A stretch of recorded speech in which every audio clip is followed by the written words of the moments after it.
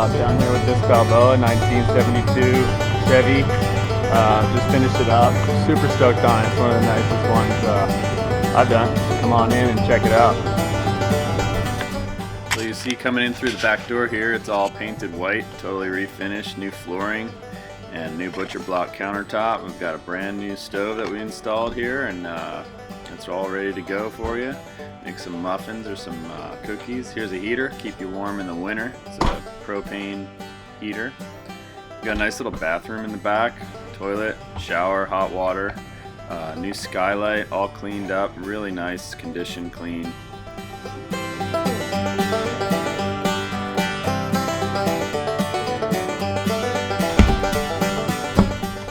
The rear door there has all been refinished, repolished, and built. These are cabinets. There's some great storage in this camper van. You've got the upper storage and the lower storage cabinets. You've got new skylight up top here. All the skylights and windows were removed for the exterior paint job and then resealed with beetle tape, Dicor RV sealant.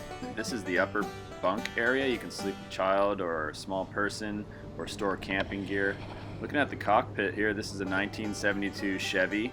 It's got a 5-liter V8, really clean, nice new doors, all repainted. It's got 124,000 miles on it. The odometer reads 24,000, but for a 40-year-old vehicle, I'm not sure that's possible. Got a brand new stereo. It's hands-free, Bluetooth, new speakers. You've got your auxiliary charger. Really clean, nice new doghouse, all new paneling. Down here we have the kind of the control center. This is the 100-watt solar, Renogy solar controller, and your fuse panel with the Deep Cycle Marine Duracell battery. I installed here a USB port voltage regulator. Allows you to read the amount of voltage in your batteries, also charge up your phones and whatnot. 12-volt outlet. The outlets here, they work when the van is plugged in, so you have to plug the van into a regular outlet and then you'll get power at all your outlets there. Moving over to the fridge, this is a 3-way fridge. It is a larger size, new front panel on the front.